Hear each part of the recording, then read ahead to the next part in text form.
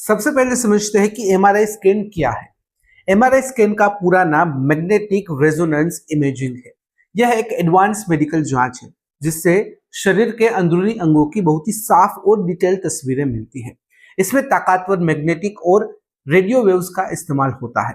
MRI में x ray या फिर सीटी स्कैन की तरह रेडिएशन नहीं होती, इसलिए इसे अपेक्षाकृत सुरक्षित माना जाता है। यह जांच खास तौर पर दिमाग, रीढ़ की हड्डी, नसों, मांसपेशियों और जोड़ों की जांच में बहुत ही उपयोगी होती है। एमआरआई स्कैन की खास बात यह है कि यह सॉफ्ट टिश्यू यानी कि नरम ऊतकों को बहुत ही अच्छे से दिखाता है। यही वजह है कि कई बार डॉक्टर एक्सरे या फिर सीटी स्कैन के बाद भी एमआरआई करने की सलाह देते हैं। एमआरआई से बीमारी की सही जगह, आकार और गंभीरता का पता चलता है, जिससे इलाज की योजना बेहतर बनती है। तो आइए इसके बारे में थोड़ा विस्तार से समझते हैं। आइए जानते हैं कि एमआरआई स्कैन कब करवाया जाता है। एमआरआई स्कैन तब करवाया जाता है जब डॉक्टर को शरीर के किसी हिस्से की गहराई से जांच करनी हो। सिर दर्द लंबे समय से हो, चक्कर आते हो, दौरे पड़ते हो, लकवे के लक्षण हो या फिर ब्रेन ट्यूमर का शक हो तो एमआरआई ब्रेन कराया जाता है। इसी तरह कमर दर्द, गर्दन दर्द, हाथ पैर में झंझनाहट या फिर कमजोरी होने पर एमआरआई स्पाइन किया जाता है। इसके अलावा जोड़ों की चोट, ligament tear, sports injury, brain या फिर spine infection, slip disc, multiple sclerosis जैसी बीमारियों में भी एमआरआई जरूरी हो जाती है। जब दूसरी जांचों से बीमारी की साफ समझ ना आए तब एमआरआई स्कैन सबसे भरोसेमंद जांच मानी जाती है। आइए समझते हैं एमआरआई स्कैन कैसे होता है। एमआरआई स्कैन के दौरान मरीज को एक बेड पर सीधा लिटाया जाता है, जो धीरे धीरे टनल जैसी मशीन के अंदर चला जाता है।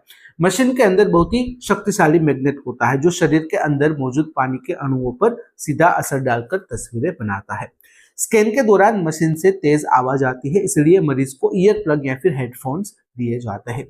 स्कैन के समय मरीज को बिल्कुल स्थिर रहना बहुत ही जरूरी होता है, क्योंकि हिलने डुलने से तस्वीर खराब हो सकती है। कुछ मामलों में डॉक्टर कंट्रास्ट डाई देते हैं जो नस के जरिए शरीर में जाता है और बीमारी को और ज्यादा साफ दिखाता है। पूरी प्रक्रिया दर्द रहित होती है और आमतौर पर 20 से 45 मिनट लगते हैं। आइए जान लेते हैं कि एमआरआई स्कैन से पहले और बाद में क्या ध्यान रखें। एमआरआई स्कैन से पहले शरीर से सभी धातुओं की चीजें जैसे कि घड़ी, चेन, अंगूठी, पिन, बेल्ट और मोबाइल हटा दिया जाता है। अगर शरीर में pacemaker, stent, metal plate, clip या फिर कोई इलेक्ट्रॉनिक डिवाइस लगी हो तो डॉक्टर को पहले से ही बताना जरूरी होता है। कुछ मामलों में स्कैन से पहले खाना पीना रोकने की सलाह दी जाती है, खास करके जब कंट्रास्ट डाई देना हो। स्कैन के बाद आमतौर पर कोई खास परहेज नहीं होता और मरीज अपनी सामान्य दिनचर्या अपना सकता है। अगर कंट्रास्ट डाई दिया गया हो तो ज्यादा पानी पीने की सलाह दी जाती है ताकि डाई शरीर से बाहर निकल जाए। बहुत ही कम मामलों में हल्का चक्कर या फिर एलर्जी हो सकती है, जिस पर तुरंत डॉक्टर को बताना चाहिए। अब एक जरूरी सवाल कि क्या एमआरआई से कोई नुकसान हो सकता है। देखिए, एमआरआई स्कैन आमतौर पर सुरक्षित जांच मानी जाती है क्योंकि इसमें रेडिएशन का इस्तेमाल नहीं होता। लेकिन जिन लोगों के शरीर में मेटल इम्प्लांट या फिर पेसमेकर लगे होते हैं उनके लिए एमआरआई खतरनाक हो सकता है, इसलिए पहले से ही पूरी मेडिकल जानकारी देना जरूरी होता है। कुछ लोगों को बंद जगह में घबराहट होती है जिसे क्लस्ट्रोफोबिया कहते हैं। देखिए, कंट्रास्ट डाई भी दी जाती है तो बहुत कम मामलों में एलर्जी या फिर किडनी से जुड़ी हुई समस्या हो सकती है, खास करके जिन्हें पहले से ही किडनी संबंधित कुछ प्रॉब्लम्स है।